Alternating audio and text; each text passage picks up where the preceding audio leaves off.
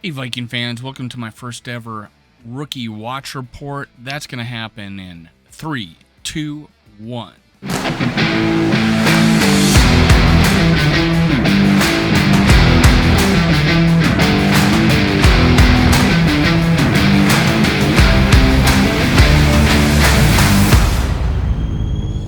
All right, my Skull brothers and sisters. This is Skull World, brought to you by Minnesota Sports Talk. I'm your host, Dave. You can follow me on Twitter, TikTok, and Facebook at Skull World. Make sure you hit subscribe, like, and leave a comment below. I am running a contest. Rules are in the description below. I'm giving away up to $50 in merchandise via gift card to your website of your choice. If you subscribe, like, and comment, again, rules in the description below. Now let's get started. This is my rookie watch, how I seen it after the preseason game. Bubble players possibly on the 40-man or 53-man roster. So let's get started. Let's start with Lewis Seen. I'm using their college photos. They got some nice photos from the college years, and it kind of sets them apart, I think. So Lewis Seen didn't do anything bad. No real splash plays, but solid enough to where he is solidified as the third safety, earning playing time, but not yet over Cameron Bynum. He did start alongside Cameron Bynum, but nothing to warrant, hey, let's start him over Cameron Bynum. I think he's getting used to the speed of the game, but he'll come around and be a star, I think. It's just he didn't no splash plays in that first game. We'll see what comes from that. Next guy, Andrew Booth Jr. He didn't start out well. He had 36 yards and penalties in one play. There was a pass interference, I believe, and then he had pass interference, spot foul, and then another 15 yards for like unsportsmanlike or something like that. So he had like 36-yard penalty, right? So got a little overzealous. He's gonna have to learn. KOC did say that, hey, we had the same refs in the game or in the practices as that played in that game, and we got to go back and look at, hey, why was that not called a pass interference in practice, or maybe it should have been, and it was called pass interference in a game. So KOC got a good head on his shoulders. He's gonna look at the tape and coach from there. And when maybe a Mike Zimmer would bench this guy and he wouldn't see the time of day the next game. That's probably what would happen if we had Mike Zimmer. But Andrew Booth Jr. had a little struggle. He has not earned his starting spot yet based on that game. Sorry to say that. He's I'm one of the biggest proponents. I've considered him the number one steal of our draft because he should have went in the first round. We got him at 42. So it's honesty coming from me on that one. Big winner, Ed Ingram. This is our starting right guard. Of all the rookies right now, this guy is for sure earning the job to start at right guard, in my opinion. Jesse Davis, make a fine backup, but Ed Ingram's our starter. And Chris Reed is just the outside guy looking in now. I had him like winning the right guard job. Ed Ingram takes over. Had him maybe going to center. Now he's a backup left guard. But hey, it's nice to have a couple choices. Hinton and Chris Reed to be backing up Cleveland. In case he falters or gets injured, we can put one of those guys in. Because Hinton had a great game alongside Schlottman and Ed Ingram. All played pretty well in the interior, and we had a lot of running room. Ed Ingram, that's our starter. Stop thinking about it. You're our starter. You've earned it. Here's all week in San Francisco. You're going to be starting. That's what they should be doing. Next guy is Brian Asamoah. He is all over the field, sideline to sideline. He's going to be our feature starting middle linebacker, or one of them. I think he's stood himself apart from Troy Dye. Troy Dye didn't play all that great.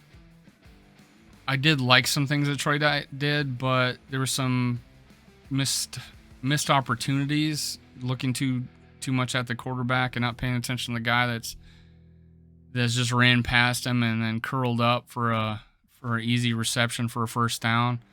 And he fills a hole, but he goes in head down, doesn't shed the blocker and make the tackle. Asamoah, free ranging linebacker, fast, should be our stalwart middle linebacker for the future. Maybe even next year, right alongside Kendricks. Now, next guy, Caleb Evans. Again, not a day where we're gonna say Caleb Evans is is moved up the depth chart, but nothing bad to report necessarily. I didn't see his name called. I just, maybe I missed it. I had a bad feed and it was on a delay and I was doing a chat, so maybe I missed what a Caleb Evans did, but nothing that I know that anybody else said he stood out. Just based on watching other people's shows too. I just don't rely on myself. No one really spoke up for Caleb Evans. I saw a Sezi near the ball. I don't know of any like splash plays or anything. I know he had 4 tackles, but none of them were solo. Hard to get a solo tackle as a DN, but and especially in a 3-4. So he hasn't lost any ground, but he's still a potential cut put on the practice squad because we only have 3 defensive line positions and a lot of candidates, and he's not that high in the depth chart. I think he's like 3rd team, if not 4th team, if I'm not mistaken, on the depth chart. I would have to double check, but it's not being looked at too much yet. Hopefully we'll see more of him in the next game. He's not a cut candidate this time. I think he'll make it through. He should make it through to the 3rd game at least, I think. Now, it just says not much to talk there. The man of the day. Go back and look at my Ty Chandler video I did in May. He was awesome coming out of college, and I went to bat. Said this guy is one of 3 high value picks in our draft that we took way late. So he got taken in the 5th round. He played awesome in college. I hope this is his picture. I took a Ty Chandler, but was he number 19 in college?